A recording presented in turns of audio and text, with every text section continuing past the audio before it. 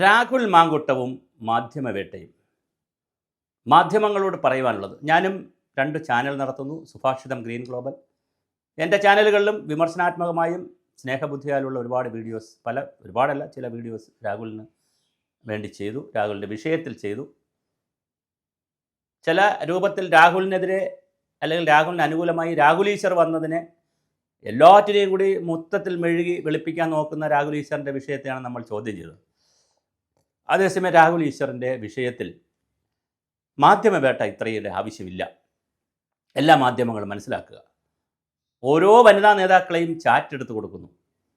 ആ വനിതാ നേതാക്കളോട് സ്നേഹബുദ്ധിയാണ് പറയാനുള്ളത്. നിങ്ങൾ രാഹുൽ മാങ്കൂട്ടത്തിൽ ചാറ്റ് ചെയ്തപ്പോൾ നിങ്ങളും ചാറ്റ് ചെയ്തല്ലോ.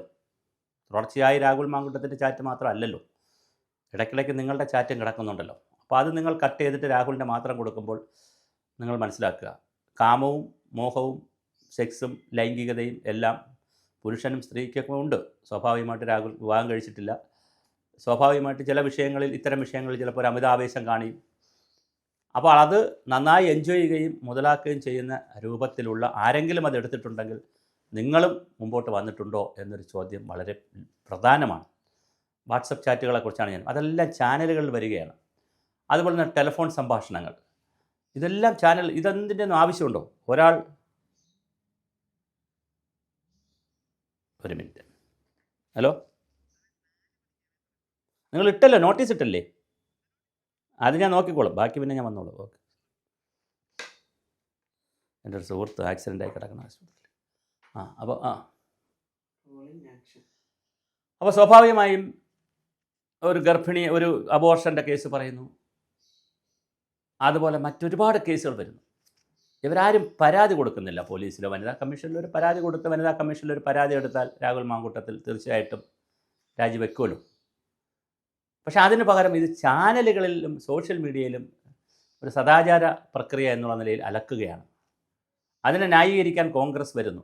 എന്നാൽ ഒരുപാട് കോൺഗ്രസ് നേതാക്കൾ ഇതുപോലെ പലതും പെട്ടവരുണ്ട്. നമ്മൾ മുൻപ് സോളാർ സരിത വന്ന് എത്ര പേരുടെ പേരാണ് പറഞ്ഞതിവിടെ? ഉമ്മൻചാണ്ടി മുതൽ അടൂർ പ്രകാശ് മുതൽ KC വേണുഗോപാൽ, ഷാഫി പറമ്പിൽ, ഹൈബി ഈഡൻ, അങ്ങനെ എത്രയോ ആളുകളുടെ പേര് സരിത പറഞ്ഞു. സരിതയുടെ ഡയറിയിലൊക്കെ എഴുതി വെച്ച് വലിയ വിവാദമായി ഇവിടെ. PC ജോർജിൻ്റെ ഒരുപാട് പേരുടെ വെച്ചു, അകത്തും പുറത്തും അപ്പുറത്തും ഇപ്പുറത്തും ഉള്ളവരുടെയൊക്കെ പേര്. സ്വപ്ന വന്നിട്ട് ശ്രീരാമകൃഷ്ണൻ, KT ജലീൽ, തോമസ് ഐസക്, ഒരുപാട് പേരുടെ പറഞ്ഞു. പക്ഷേ ഇവരെല്ലാം ഇങ്ങനെ പറഞ്ഞൊരു ഹൈപ്പ് ഉണ്ടാക്കി, ബഹളം ഉണ്ടാക്കി, ആളുകളെ അവരുടെ മൊറാലിറ്റിയും മൊറയിലും ഒക്കെ ഇല്ലാതാക്കുന്ന നിലയിലേക്കുള്ള പ്രവർത്തനങ്ങൾക്കപ്പുറം ആരെങ്കിലും സ്ത്രീകൾ ദയവായി നിങ്ങൾ കേസ് കൊടുക്കുക.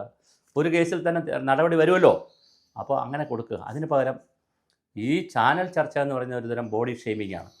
അത് സ്ത്രീയെക്കുറിച്ച് ചെയ്താലും പുരുഷനെക്കുറിച്ച് ചെയ്താലും നല്ലതല്ല. ഇന്നലെ വരെ KSUവിലൂടെയും യൂത്ത് കോൺഗ്രസിലൂടെയും ഒക്കെ വളർന്നു വന്ന ഒരു നേതാവ്, അദ്ദേഹം വളരെ ചെറിയ പ്രായത്തിൽ തന്നെ വലിയ നേതാവായി, യൂത്ത് കോൺഗ്രസിൻ്റെ പ്രസിഡൻ്റായി, പിന്നെ KPCCയുടെ വളരെ പ്രധാനപ്പെട്ട നേതാവായി, നല്ല പ്രാസംഗികനാണ്, നന്നായി നല്ല ഡിബേറ്ററാണ്, ചാനലിലും ഫേസ്ബുക്കിലൊക്കെ നന്നായി വരുന്ന ആളാണ്. മാത്രമല്ല സമരങ്ങളിലൊക്കെ പ്രവർത്തകരോടൊപ്പം നന്നായി നിന്ന് പോലീസിനോടൊക്കെ ഫൈറ്റ് ചെയ്യുന്ന ആളാണ്. പത്തനംതിട്ടയിൽ നിന്ന് ഷാഫി പറമ്പിലിൻ്റെ സഹായത്താലാണെങ്കിലും പാലക്കാട് ജയിച്ചു. ഒരുപാട് ഭാവിയുള്ള ഒരു MLA ആണ്. ഒരുപക്ഷെ അടുത്ത പ്രാവശ്യം കൂടി ജയിച്ചിരുന്നെങ്കിൽ മന്ത്രിയാകാൻ സാധ്യതയുള്ള ലിസ്റ്റിൽപ്പെടുന്ന ആളാണ്. അപ്പോൾ അത്രയും സാധ്യതയുള്ള ഒരു നേതാവ് ഇങ്ങനെയൊക്കെ പോയത് ശരിയായില്ല. നേതാവിൻ്റെ ഭാഗത്ത് മിസ്റ്റേക്ക് ഉണ്ട് 100%. പക്ഷേ അതിനെ സമൂഹം, ചാനലുകളൊക്കെ ഇന്നലെ ചർച്ച ചെയ്യുന്ന കേട്ടപ്പോൾ സത്യത്തിൽ സങ്കടമുണ്ടായി. ഒരു മനുഷ്യനെക്കുറിച്ച് ഇങ്ങനെയൊക്കെ പറയാവോ എന്ന് ചോദിച്ചിട്ട്. കാരണം ഇത് സംഭവിച്ചിരിക്കുന്നത് പല കേസുകളും ചാറ്റായാലും എല്ലാം ഉഭയകക്ഷി സമ്മതപ്രകാരമുള്ള ചാറ്റിങ്ങും കാര്യങ്ങളും ഒക്കെയാണ് പലപ്പോഴും നടന്നിരിക്കുന്നത്. 2 കൂട്ടരും പറയുന്നു ഞങ്ങളുടെ നല്ല സുഹൃത്താണ്. ആ സിനിമാ നടി പറഞ്ഞു, അതുപോലെ തന്നെ വേറൊരു സ്ത്രീ വന്ന് പറഞ്ഞു, അവർ പറഞ്ഞു ഞങ്ങൾ സുഹൃത്തുക്കളാണ്. പിന്നെ അശ്ലീലം പ്രചരിപ്പിച്ചു. ഇങ്ങനെയൊക്കെയുള്ള കാര്യങ്ങളൊക്കെ എടുത്ത് വല്ലാതെ 2 ദിവസം ചാനലുകൾ മറ്റൊരു പരിപാടിയുമില്ലാതെ എല്ലാം മാറ്റിവെച്ചത് ചർച്ച ചെയ്യത്തക്ക രീതിയിൽ പ്രശ്നം വഷളാക്കേണ്ടതുണ്ടോ? തീർച്ചയായിട്ടും ഇതുപോലത്തെ വിഷയങ്ങൾ വന്നാൽ അത് ഒരു കേസോ 1, 2 അല്ലെങ്കിൽ എത്ര പേരായാലും കേസ് കൊടുത്ത് അത് തെളിയിക്കപ്പെടുകയല്ലേ ചെയ്യേണ്ടത്. ഞാൻ രാഹുൽ മാങ്കൂട്ടത്തിന് വേണ്ടി സംസാരിക്കുന്നതല്ല. പക്ഷേ 2-4 ദിനം കൊണ്ടൊരുത്തനെ തണ്ടിലേറ്റി നടക്കുന്നതും ഭവാൻ, മാളിക മുകളിലേറിയ മന്നൻ്റെ തോളിൽ മാറാപ്പ് കയറ്റുന്നതും ഭവാൻ എന്ന് പറയുന്ന പാട്ടിനെ മലയാളിയുടെ ചാനലുകൾ എഴുതി മാറ്റിയത് 2-4 ദിനം കൊണ്ടൊരുത്തനെ തണ്ടുകൊണ്ടടിക്കുന്നതും ചാനലുകൾ, മാളിക മുകളിലേറിയ മന്നൻ്റെ തോളിലും മാറിലും ആപ്പ് കയറ്റുന്നതിലും പിന്നെ ഞാനൊരു വാക്ക് പറയുന്നില്ല. അടിക്കുന്നതും ഒക്കെ ഈ ചാനൽ തന്നെയാണ്.